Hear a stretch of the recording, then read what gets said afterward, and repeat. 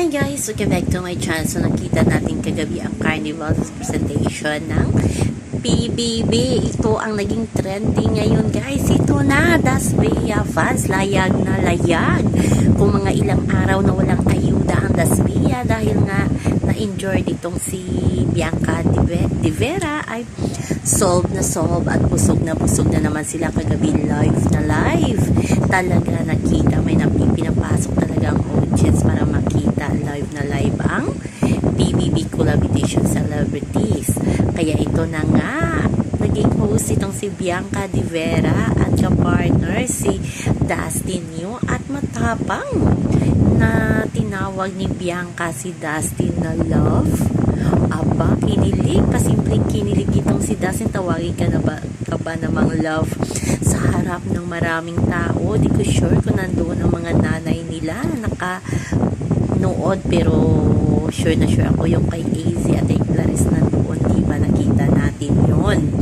So talagang medyo natatameme din itong si Bianca at nahihiya. Makikita mo talaga na may spark talaga ang kanyang mga mata pag si Dustin ang kanyang kaharap. Ganon din naman itong si Dustin, at nagpakitang gilas din itong si Dustin sa pagsayaw at pagkanta. Kaso wala si Bianca nga kasi nga na injured niya, kaya host lang ang naging papel ni Bianca noong nakaraang gabi.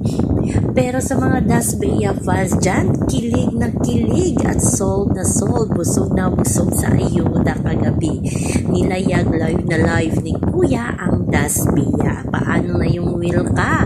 Ayan, nagkaka-iringa na nga sa X or sa Twitter tungkol dyan. Nagbayad daw ang will ka para makapasok ng 20K. Gaano ito ka? Totoo. So di natin alam, marami din hiyawan at sumigaw ng will ka sa audience. Kaya patas lang, layag din ang will ka, layag din ang Das Bea. Kaso ito na nga, host nga ang dalawa, kaya layag na layag talaga.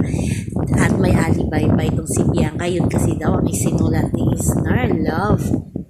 Yung sayings pa lang na love ang sinabi, pero talagang nagulat ang mga audience. Kahit ang team live, team online, talaga nagulat. Ang pasimpleng sinagot ni Bianca si Dustin na yes love, abat parang magtatalo na yung iba sa kilig sa mga simpleng love na yun. Gaano pa kung tutuhanin na ng dalawa sa outside world. Kaya sa mga Das Bea fans dyan, 2 days walang ayuda pero busog na busog naman kagabi. So yan na po guys ang ating update sa ngayon, hanggang sa muli.